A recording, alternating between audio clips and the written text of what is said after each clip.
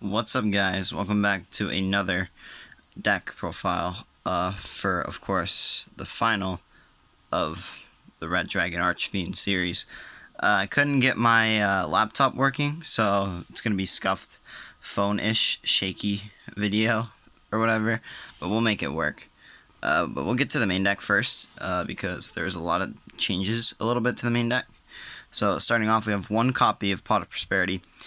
Newly limited on the last ban list. I actually haven't made a video on this deck since the last ban list, but we're still playing the one Prosp. 3 Resonator Call, because it's not once per turn and it's pretty broken. And 2 copies of Crimson Gaia to be able to search your copy of course, Soul Resonator or like any of your things that you need. And I'm playing 2 copies of Stone Sweeper still. I am debating on cutting the Prosperity and getting the 3rd Stone Sweeper instead, because typically the extra deck is needed, but that's for the main starters, to be able to search your copies of Soul Resonator, which is the mandatory 3 of course. And then we have the mandatory also 3 of Bone Archfiend, of course, the mandatory 3 of as well. Our non-tuner extender. There is a new non-tuner in the next set coming, Rage of the Abyss, but in my opinion, I don't think it's really worth it. You're better off playing Flame Crime over it. It is another level 3 non-fiend tuner that's an extender. I don't know what it's called, though. We have 1 Foolish Burial, 3 Void Apocalypse. I have not cut these since I put them in the deck. I feel like these are mandatory at this point. And then we have our 2 Vision, 1 Crimson, 1 Synchron, UV Loop, and Red Zone, of course. This lineup is never going to change. Unless if we played Pure, I'd play 2 Crimson over 1 because 2 can come up.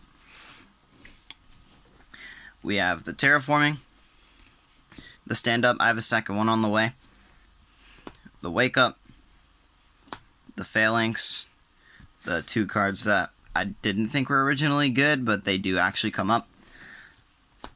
Our level 4 tuner, which also counts as a non-tuner, so opening this plus Crimson is full Crimson plus Bone usual combo, because the Crimson plus Bone combo with the Centurion line, you don't use Bone's second effect anyway, so it's literally just a non-tuner.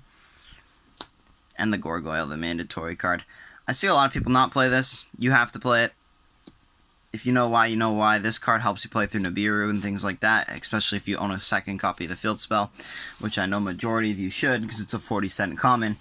It's just hard for me to find a copy. Took me a while, but I have one on the way. For non-engine, I've opted for hand traps, of course, so I'm playing the best ones for the format. 3 Ash, 3 Ghost Spell. You could argue Ghost Spell's not for the format, but the reason why I'm still playing it is because it negates like Bestials and things that banish our Crimson Engrave. If our Crimson gets stopped, then we can't really do anything.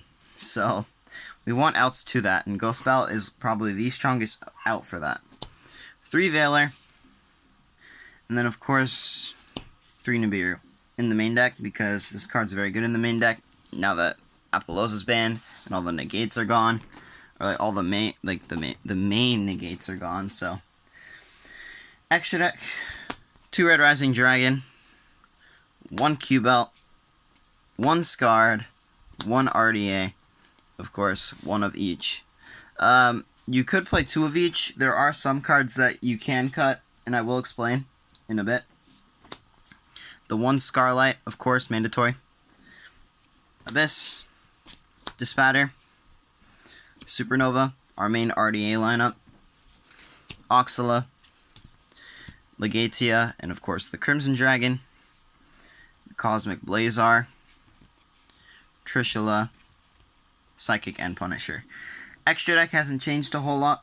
Now, if you want to, you could cut the Legatia, as well as maybe the Psychic and Punisher, for the other Scarred and the other RDA. I feel like 2 Red Rising comes up a lot, because there are combos where you can go into a second one, but I do not think Trishula is cuttable, because this card is actually pretty good to set up your Dispatter negate and turn on things like that, and the Trishula combo is still pretty good. But that's it for my extra deck. Not a whole lot of changes, obviously, because Calamity is banned. Had to make it work with the Cosmic Blazar, but Blazar is broken, so 3 Ghost Mourner in the side deck now instead of the main because special summon negates aren't as important as the normal summons. So typically that's my thought process. I do side these in sometimes going second. 3 Droll, of course, really good against like Snake Eye. Now that Poplar and Ash are both at 1, I feel like the deck has fallen off a bit, but there are a lot of people playing Fire King Snake Eye, which does lose to this card. D-Barrier for any like annoying Fusion or Synchro decks, or even like Xyz decks, but there's not really a whole lot of them outside of like Exo Sister, to be honest. But like D-Barrier is still pretty good, and it's still at 3, so. And then the card I'm playing currently is 2 copies of Triple Tactics Talent. Now, obviously, I've never really like played this before, but I've gotten a couple copies, and they're actually pretty good for going second, so that's why I'm playing them. I'm still playing the 2 Cosmic and then our Searchable out, Eccentric, because of Runic Stun. Still very good to have play. And because we still don't have any other good lines, of course, we're still playing the Wild Wind for Shifter. We have to. Come on. I mean, it's literally the best out to out for Shifter is the Wild Wind combo, if you guys watched that combo. But, yeah, that's pretty much it for my deck, of course. I'm still going to be playing this deck. It's just I'm not sure what I'm going to be doing for it. This deck is a bit scuffed. I did go to locals last weekend. I only won 1 game because I haven't touched Yu-Gi-Oh! In like a month because of stuff going on. So, yeah, it's been really scuffed. But we'll see. Maybe I can bring this deck back. But, yeah, that's going to be it. Let me know if you guys want to see more. I will see you all in the next one. Peace out.